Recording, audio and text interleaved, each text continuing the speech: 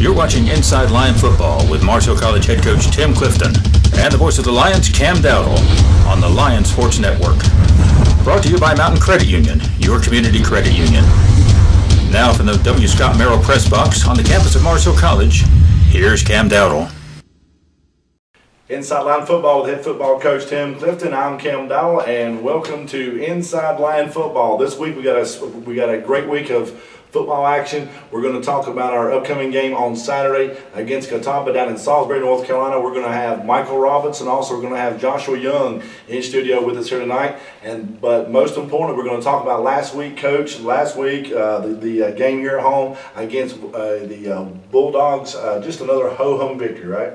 Yeah, just another one like the last 2 or 3 this year. Enough to give an old guy a heart attack. Well, you said after the game that you probably had aged a little bit, but it was a big win there, 42-35. The Lions trailed with about 1:22 left in the third quarter, 35-14. Scored 28 unanswered points and pulled off the victory there, 42-35. And you and I talked after the game. It was probably one of the since I've been here 9 years, it's probably one of the biggest wins I've seen here in this stadium. Yeah, and a big conference win for us, but also in the way it happened was huge. And those kind of games are crowd pleasers. They're not necessarily coaches' dreams. They're almost coaches' nightmares. We'll talk about the crowd. It was homecoming. There's about 4,000 people here, and by the end of the game, you could see the crowd starting to creep up on the field. They were standing on the walls, and as soon as the game was over, they stormed the field, and it was really something I had never seen here before. Well, I understand they were on the walls. They were standing up on the wall, yeah. I never looked back. I was too busy. A little bit going on. Trying to figure out what was going on the field and how we were going to answer and how we were going to win the football game. But from what I understand from everybody, the atmosphere was unbelievable, and the fans stormed the field. I just know when we were on the field, there were a lot of people out there and all that, and trying to find somebody was tough. But it was great support, and the players loved it. And I think it was great for the college and great for this community. Let's talk about the game itself. Start of the game, you're down at the end of the first quarter, 21-0. Probably your thoughts at the end of the quarter was what? Well, I just felt like we hadn't played very well, and we were lucky to be down just 21. And my real thoughts were if we could cut it to 14 or 7 before half, we'd be all right. And just not let it get out of reach in the first half. And it's like I told the players at halftime, we got them right where we want them, and we came out and responded. And we've been really good at adjustments. Coach Barnett's done a great job on defense with adjustments. Coach Surratt's made adjustments at halftime on offense. Right.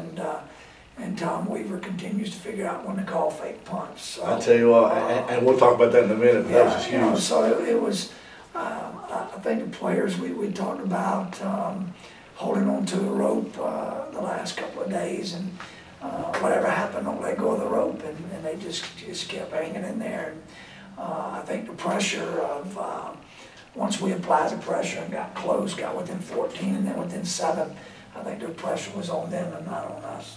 Let's talk about the offensive side of the ball. John Rick, of course, was 28 of 38 for 389 yards, 4 touchdowns. It earned him a South Atlantic Conference Player of the Week. But John started off a little slow, but I tell you, midway through the third quarter, found his groove, and he was as good as anybody I've seen. Well, we didn't do a good job protecting early in the game, and once we got protection taken care of, and I thought he threw the ball about as well as you could throw it. He threw some balls in some places that most guys can't get the ball because they don't have that kind of arm. But I thought our receivers stepped up and caught the ball extremely well. And I think the key was the defense started playing and getting the ball back. And the more you get it back, the better chance you have to win. Right. And you mentioned at wide receiver, almost every wide receiver, whether it be Josh Young, Holmes, Akeem Ferguson, they all make big catches on that play. Yeah, no doubt. I mean, every one of them had big plays. I mean, Dimitri had a couple of big catches. Josh went up and caught one on the boundary. That was an unbelievable catch. And then the touchdown we threw down here near the building to Josh was a great route and a great throw. And we just Akeem had an interception. Yeah, Akeem went and got one, you know, and Akeem made another great catch on their boundary going toward the scoreboard. So, but there were some throws that were in some spots where we could only catch it. Right. On the other side of the ball, you had Superman was there. He had 13 tackles. Trey Clark had a big interception as well. Yeah, the interception Trey made set up the first score. Right. And I think it just gave us a little momentum that he went up on top and got it. That was a great interception. And, you know, and Rudy's going to always play really well inside there. And but I thought our whole defense, you know, especially the fourth quarter, I mean, right. we just shut them down in the fourth quarter. It was almost like a switch sort of turned on, and you decided, you know, we're not going to lose this game. It doesn't matter what they're going to do, we're going to stop them. Yeah, you know, I think our guys just kept fighting. Right. And I've coached some teams as an assistant and as a head coach that would get that far behind, and it was easy to surrender, and right. they just didn't. Fold like a Jeep tent, yeah, as I've heard they before. didn't do it. Right. No.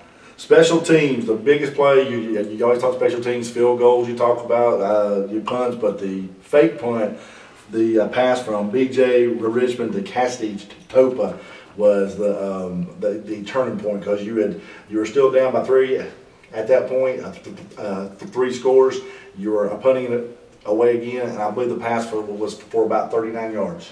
Yeah, you know, Coach Weaver did a great job of, you know, evaluating, you know, how to come up with a great play and right. put it in during the week. And gosh, you just don't know when to call them. But at that point in time, we needed something, and I think everybody in the place expected us to punt, including Wingate. And so, you know, the last fake that really worked great was a couple of years ago, and it was by accident. That's what it was called. So, he called it himself. Yeah.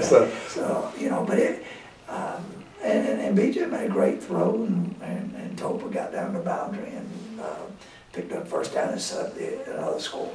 how much have you heard during the week about him changing over to the offensive side of the ball? Well, he's the only one that would say that. Okay. You know, All right. Topa would. Okay. He would only want to say that he could be a tight end. I think one of the coaches has been calling him Dave Casper. And Topa don't even know who Casper is.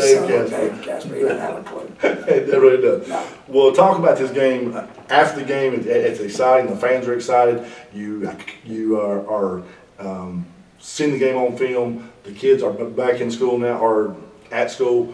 What do you tell them the first time you see them after this game? Well, we just talked about not quitting and just keep fighting back and believing in each other. And this team's got a little bit of that. I mean, it's amazing the resiliency of this team. They have just They've had 3 games this year, really. yeah. Yeah. They've been in them and just fought back, and it's like they just trust each other and believe in each other. Right. And it doesn't get any easier on Saturday in Salisbury against the Catawba Indians. You're watching Inside Line Football. When we come back, we'll have defensive back Michael Robertson from East Flat Rock, North Carolina, when we come back on Inside Line Football.